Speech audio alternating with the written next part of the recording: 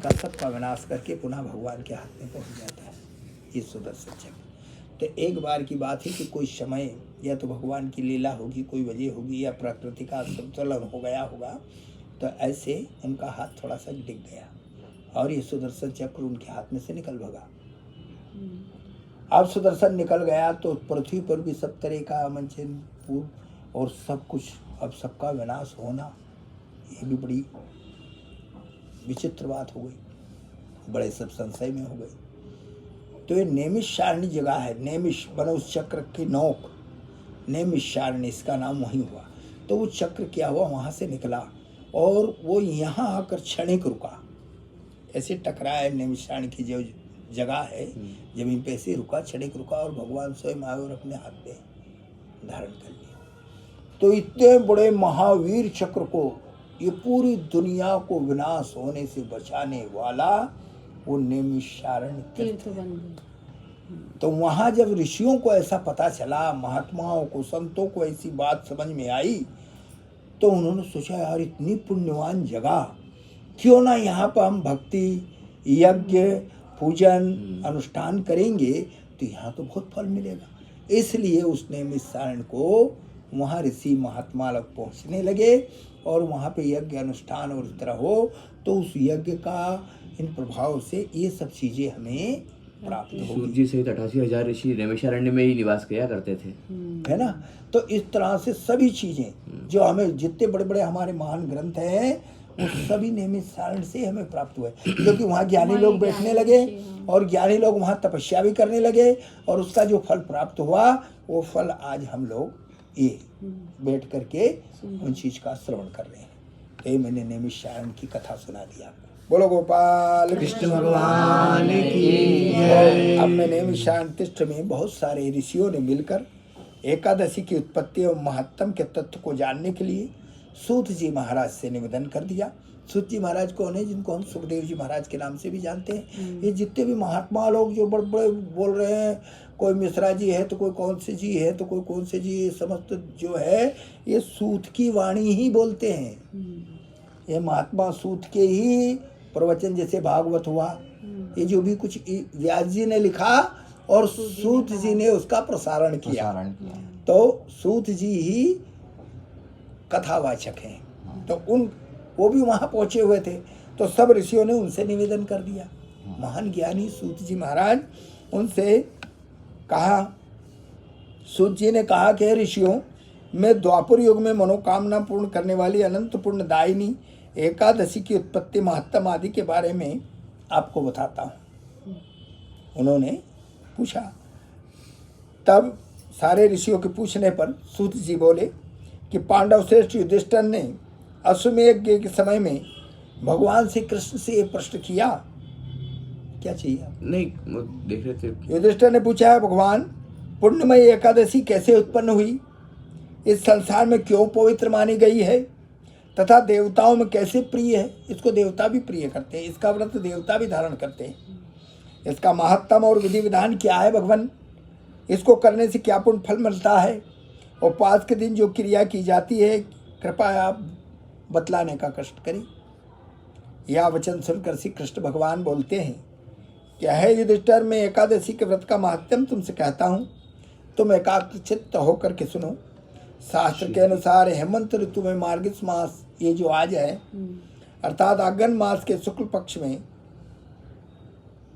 11 तिथि को एकादशी का जन्म हुआ था। इसलिए सर्वोत्तम उत्पन्ना एकादशी को, इसी व्रत को आरंभ शुक्ल पक्षी, हाँ शुक्ल आज पक्ष तो आज कृष्ण पक्षी है।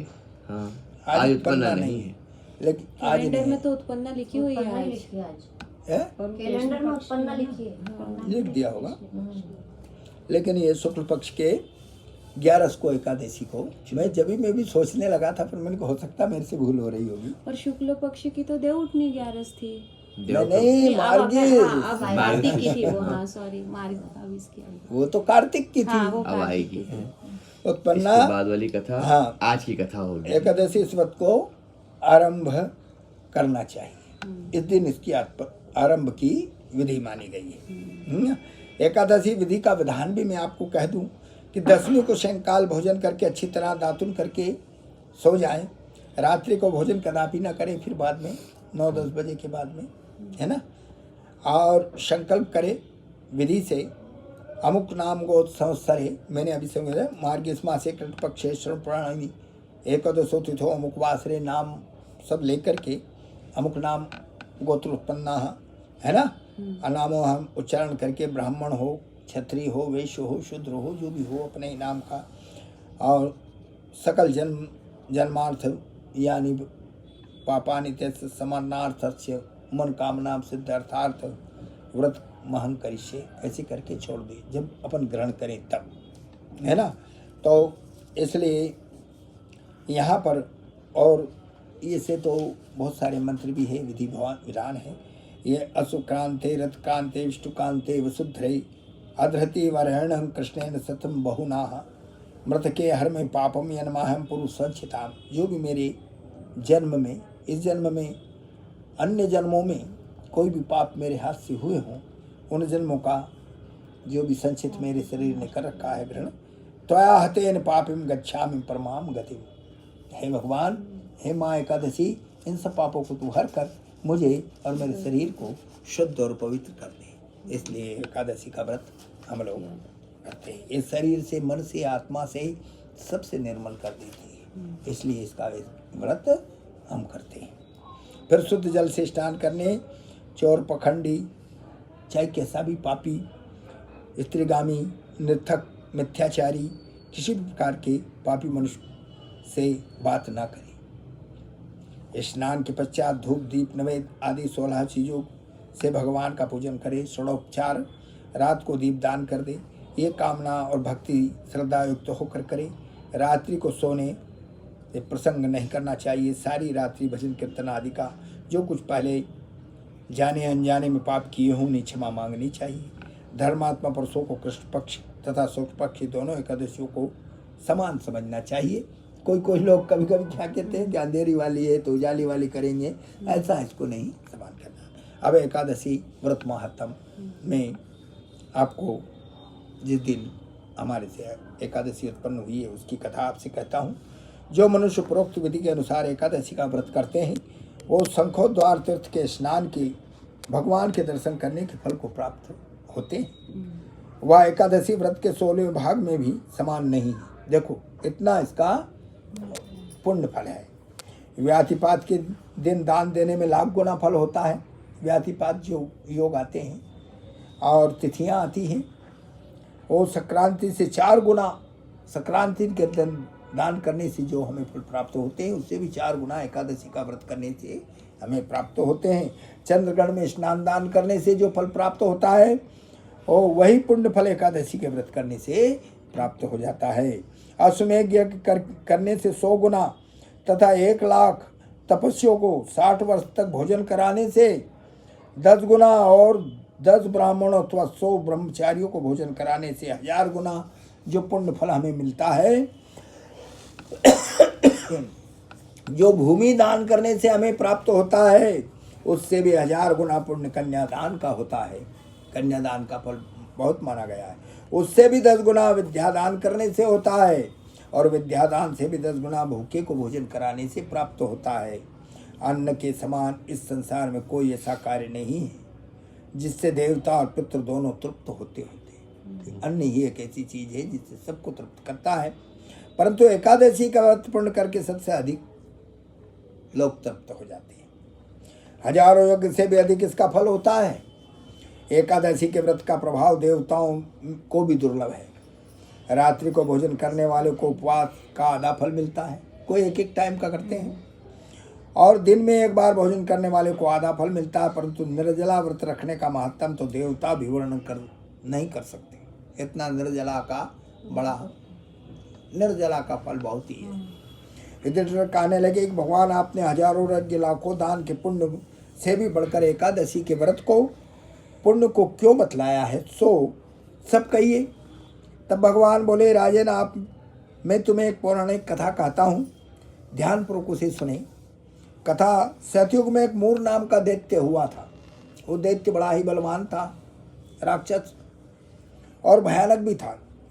उस प्रचंड दैत्य ने इंद्र आदि, वसु, वायु, अग्नि, समस्त को परास्त कर दिए और उनको भगा दिया। और इंद्र आदि देवता स्वर्ग से निष्कासित करके स्वयं मोर नाम का राक्षस राज्य करने लगा। पापी बैठ गया धर्म गद्दी पर। तो देवताएं जितने भी थे सब भग करके शिव जी के पास पहुँचे, जो भाई भोलेनाथ बैठे हैं हमारे पास, और अपने दुख को शिव जी को उन्होंने देवताओं ने सुनाया। कैलाशपति मूर्देव से भयभीत होकर सब देवताओं को आने पर मृत्युलोक में विचर रहे हैं। हे भगवान, कृपा करके हमारे दुख को दूर करने का उपाय बताओ। तब शिव जी कहने लगे, हे देवेंद्र, इंद्र से, तीनों लोक के स्वामी भक्तों को दुख को नाश करने वाले भगवान विष्णु की शरण में जाओ। मैं क्या कर सकता हूँ? मैं तुम्हारे दुखों का दूर हो सकता है। शिव जी के ऐसे वचन सुनकर इंद्र आदि सब देवताएं क्षीर सागर में पहुंच गए, जहाँ भगवान विराजमान थे। वहां भगवान को शयन करते हुए देखकर इंद्र आदि सभी देवता हाथ जोड़कर उनकी स्तुति करने लगे। हे देवताओं द्वारा स्तुति करने योग्य प्रभु, आपको बार बार नमस्कार है। देवताओं की रक्षा करने वाले मधुसूदन, आपको बार बार नमस्कार है। आप हमारी रक्षा करें।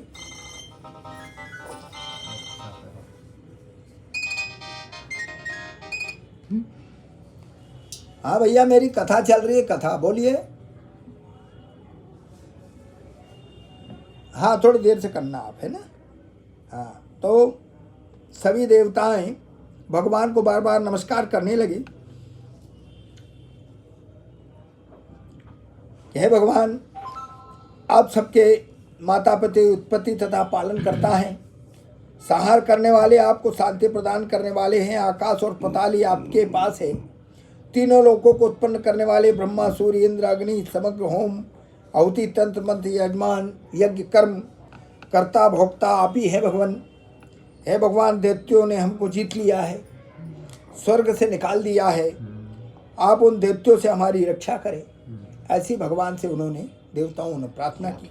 देवताओं के ऐसे कर्णोमय वचन सुनकर भगवान विष्णु कहने लगी, हे देवताओं, ऐसा माया दैत्य कौन है जिसने सब देवताओं को जीत लिया?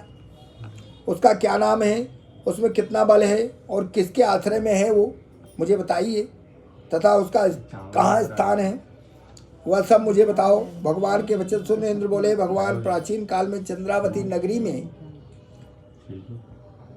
नाड़ी जंग नाम का एक राक्षस रहा करता था। उसी के महापराक्रमी और लोक विख्यात मुरु नाम का पुत्र पैदा हुआ है, और सब देवताओं को सूर्य से निकाल कर वह अपना अधिकार कर लिया है। वह सूर्य बनकर स्वयं प्रकाश करता है तथा स्वयं मेघ बनकर के जल की वर्षा करता है। अतः आप उस दुष्ट को मारकर देवताओं को निर्भय बनाइए भगवान। इंद्र के वचन सुनकर भगवान कहने लगे, हे देवताओं, मैं शीघ्र ही तुम्हारे शत्रु का संहार करूंगा। तुम चंद्रावती नगरी जाओ। इतना कहकर भगवान ने सब देवताओं को चंद्रावती नगरी की ओर प्रस्थान करने के लिए भेज दिया। और उस समय दैत्यपति मूर दैत्य सेना सहित युद्ध भूमि में गरजा। युद्ध होने पर असंख्य दानव अनेक अस्त्र को धारण कर देवताओं से युद्ध करने के लिए वहां आ गए, परंतु देवता भय के मारे चारों दिशाओं में भागने लगे। कोई भी ठहर नहीं सका उसके आगे। जब स्वयं भगवान रणभूमि में आए तो दैत्य उनको देखकर अनेक प्रकार के अस्त्र आयुध को लेकर दौड़े। भगवान को आता देख चक्र, जो ये सुदर्शन चक्र है, अपने दिव्य बाणों से उन पे करने लगे। अनेक दैत्य उनके हाथ से मारे गए। केवल एक मुरु ही जीवित बचा। वह अविचल भाव से भगवान के साथ युद्ध करता रहा। भगवान भी उससे युद्ध करते रहे। तीक्ष्ण बाण उससे शरीर में मारते वह किसी भी पुष्पों के समान ऐसे हटा देता था। शास्त्रों के प्रभाव से उसका शरीर छिन्न भिन्न हो गया, परंतु फिर भी वही युद्ध करता रहा। अब उसके बाद में आपस में भगवान से मल्ल युद्ध हो गया उसका। 10,000 वर्ष तक मल्ल युद्ध भगवान उसके साथ करते रहे, परंतु दैत्य भगवान से पराजित नहीं हुआ। तब भगवान विष्णु युद्ध से थककर बद्रिका आश्रम में भग गए, चले गए। वहां पर एक हेमवंती नाम की सुंदर गुफा थी। उसमें विश्राम करने के लिए उसके अंदर थके हुए थे, तो गुफा में जाकर भगवान बैठ गए, सो गए।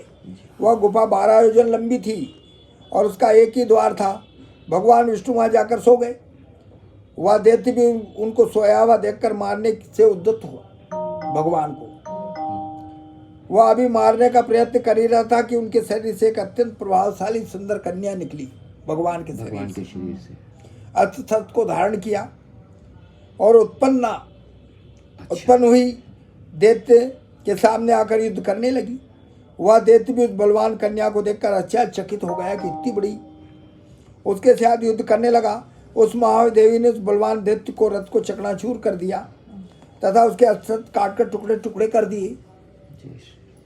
तब वह महादैत्य क्रोध करके मल्लयुद्ध करने लगा, परंतु देवी ने उसको धक्का मारकर मूर्छित कर दिया। जब वह दैत्य मूर्छा से जागा तो देवी ने उसका सिर काट डाला। इस प्रकार वह दैत्य पृथ्वी पर गिर गया और मृत्यु को प्राप्त हो गया। जय श्री राधे। बाकी दैत्य भी डर के मारे पाताल लोक को चले गए। जब भगवान विष्णु की निंदा टूटी तो उन्होंने मृत दैत्य के सिर कटा हुआ देखकर दोनों हाथ जोड़ खड़ी हुई कन्या को देखा। वही तब भगवान उस कन्या से पूछने लगे, हे देवी, जिस दैत्य को इंद्र आदि देव, बड़े बड़े देवता भयभीत होकर स्वर्ग से भाग गए थे, उसको किसने मारा? तब वह कन्या लगी, भगवान आप निद्रा में थे तो वह दैत्य आपको मारने के लिए उद्युत हुआ था। उस समय आपकी योग माया द्वारा आपके शरीर से उत्पन्न होकर मैं दैत्य को मार गिराया। यह सुनकर भगवान कहने लगे, हे देवी, तुमने देवताओं के भय को दूर करके बहुत बड़ा कार्य किया है, अतः तुम अपनी इच्छा अनुसार वर मांगो। तब वह देवी बोली, भगवान यदि तुम मुझे वरदान देना चाहते हो तो यह वरदान दीजिए, जो मेरा व्रत करेगा उसके सब पाप नष्ट हो जाए जय श्री हरि। और अंत में वो मोक्ष को प्राप्त हो। जो इस व्रत का पुण्य है इसका आधा रात्रि को भोजन करने वाले को मिले, और जो एक बार भोजन करे उसको भी आधा फल प्राप्त हो। जो मनुष्य भक्तिपूर्वक मेरे व्रत को एक ही बार भोजन ना करके उसको धर्म, धन और मुक्ति सब कुछ प्राप्त होता है। कन्या के वचन सुन भगवान बोले, तथास्तु, जो तुम चाहती हो तुम्हें प्राप्त होगा। हे कल्याणी, ऐसा ही होगा। मेरे और तुम्हें श्रद्धा रखने वाले संसार में प्रसिद्ध और समृद्धि पाएंगे और अंत में वैकुंठ धाम को प्राप्त, मोक्ष को प्राप्त होंगे, मेरे लोक को जाएंगे। क्योंकि आज तुम मार्गशीर्ष एकादशी को उत्पन्न हुई है, अतः तुम्हारा नाम उत्पन्ना नाम की एकादशी से होगा। तुम्हारे व्रत का फल सब तीर्थों से अधिक फल देने वाला होगा। ऐसा कहकर भगवान वहाँ से अंतर्ध्यान हो गई। भगवान कृष्ण ने आगे कहा, युधिष्ठिर, सब तीर्थों के फल से एकादशी व्रत का फल सर्वश्रेष्ठ है। एकादशी व्रत करने वाले के सब शत्रु भाग जाते हैं, अतः अंत में वो मोक्ष को प्राप्त करता है। या मैंने तुम्हें एकादशी की उत्पत्ति का सब वृत्तांत बताया है। एकादशी पापों का नष्ट करने वाली तथा शरीर सिद्धि प्राप्त कराने वाली, उत्तम पुरुषों को दोनों पक्षों की एकादशियों को समान मानना चाहिए। जो मनुष्य इस एकादशी के महात्म्य को पढ़ता तथा सुनता है वह करोड़ों वर्ष तक उस लोक में वास करता है, वह भी उसका पूजन होता है। जो मनुष्य एकादशी महात्म्य के चौथे भाग को पढ़ता है उसको ब्रह्म हत्या के पाप नष्ट हो जाते हैं। विष्णु धर्म के बराबर दूसरा कोई धर्म नहीं है तथा एकादशी व्रत के समान कोई दूसरा व्रत नहीं है। फलाहार इसमें गुड़ और बादाम का लेना करना चाहिए। फलाहार उत्पन्ना में आपने काय का पहला था? गुड़ और पराठे बादाम। सब्जी का। इसमें देखो और भी लिखा है, हाँ जी, कट्टू के आटे की सामग्री, हाँ वो दूध पराठा मेवा, कट्टू का ही था वो। फल ले सकते हैं, यही अरे है ना। ये देख ले, ऐसा नहीं है, ये जो भी है। अब ये तो मैंने आपको उत्पन्ना की बता दी। आज तो और उत्पन्न ही अब हुई। उत्पन्न नहीं है। देखो, आज उत्पन्न उत्पन्न है ही ना, हुई क्योंकि मार्गशीर्ष शुक्ल पक्ष की तो मोक्षदा है और उसमें बीच में गलत लिखा है, वो फिर- कृष्ण पक्ष लिखा होना वो कृष्ण होना चाहिए वहाँ। अरे यार, वहाँ मिसप्रिंट है, आज उत्पन्न ही है। उत्पन्ना है तो चलो फिर दूसरी मोक्षदा सुना देते हैं। हाँ, दोनों दोनों एक पापम बार- पापम कक्षा सुना दीजिए।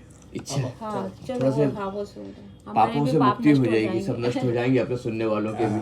चलो वो सुना ये करने वाले के तो हो गए। हाँ, नष्ट कर